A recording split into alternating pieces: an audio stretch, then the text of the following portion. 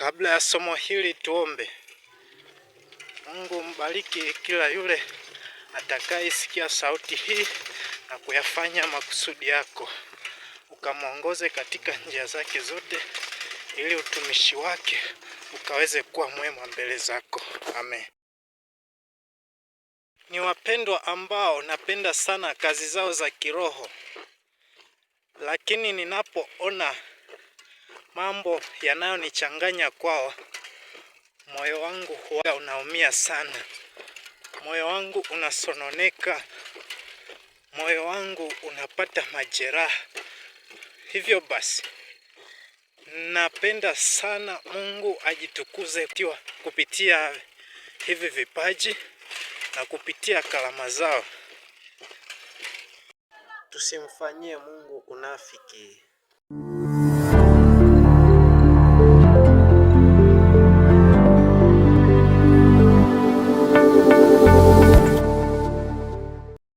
Ndugu yangu, tumshike Mungu katika roho na kweli.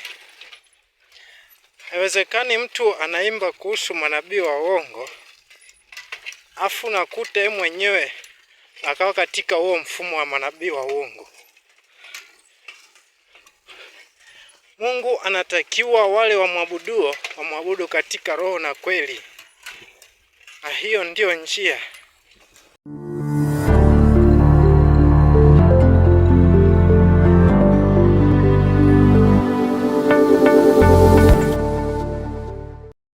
Kwa mfano, tukiachana na fashion za mjini na kuja kwa kaka yetu mpendwa, star mkubwa,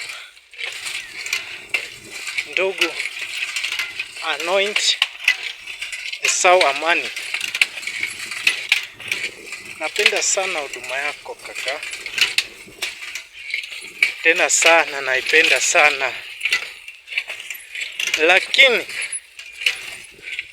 ninaposoma katika kitabu cha Mambo ya Walawi,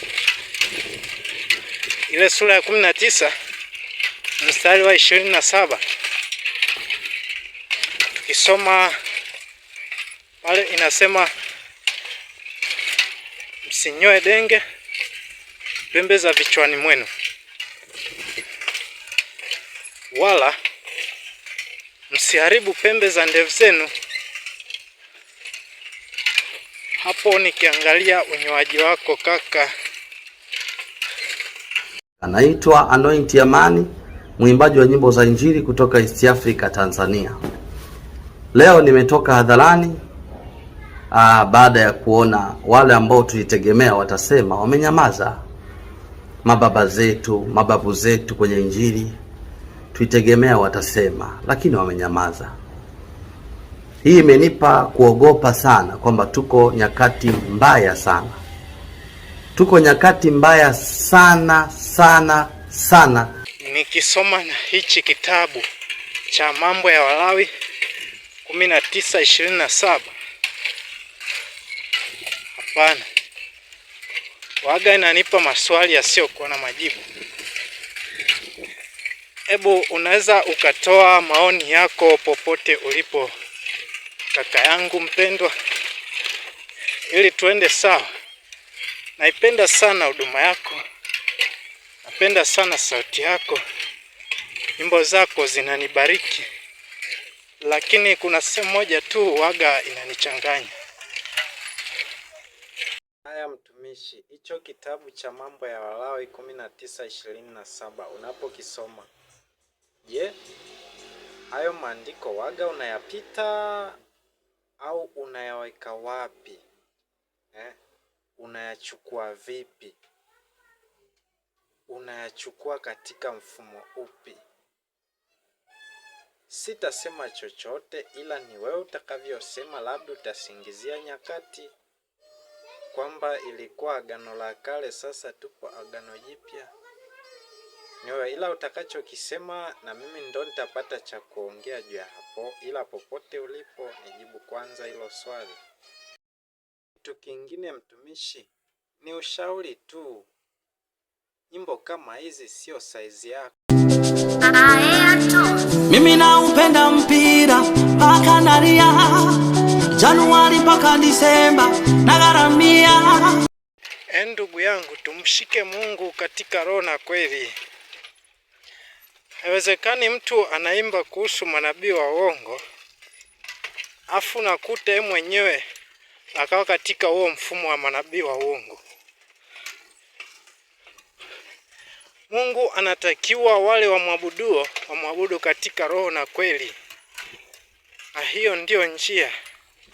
Nimebeti zote shabiki, jamani nywele zangu nikifungwa nyoeni zote shabiki, nikifungwa nitavua nguo nitoke uchi shabiki, nitabeti hata nyumba yangu lakini lazima nishinde shabiki, kamtaji na akiba yangu na beti zote shabiki. Mimi naupenda mpira haka nalia, kanisani ya kusaliki kama timu yangu inacheza uwanjani, msikitini ya kusaliki kama timu yangu inacheza uwanjani, silizwagi na mapenzi lakini nikifungwa nalia shabiki, na wavimbia kama FC kila siku ni michambo status lakini nikifungwa naogopa hata kununua bando, hofu yangu kote mitandaoni si kwa hiyo michambo. Wanandoa ni ugomvi, mwanamke kagoma kupika chakula, kamnyima kila kitu, nimefungwa mume wangu hakuna chakula shabiki, shabiki. Siku zote niko timamu lakini timu yangu ikicheza na vurugwa, nitabeti hata mke wangu lazima timu yangu ishinde shabiki, pesa za mikopo nimebeti zote shabiki, jamani nywele zangu nikifungwa nyoeni zote shabiki, nikifungwa nitavua nguo nitoke uchi shabiki, nitabeti hata nyumba yangu lakini lazima nishinde shabiki, kamtaji na akiba yangu na beti zote shabiki.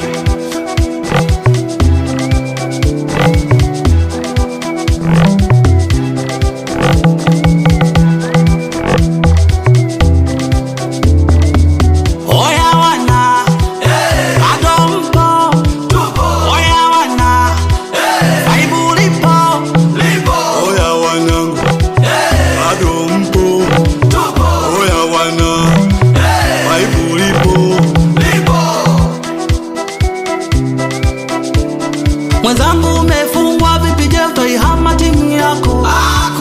Umeumia vipi, je utaiacha timu yako? Wapi? Utaondoka? Je utatuacha? Wapi? Utatususia? Je utatuacha? Wapi? Imba gospel kweli kweli. Imba gospel, hiyo sio size yako.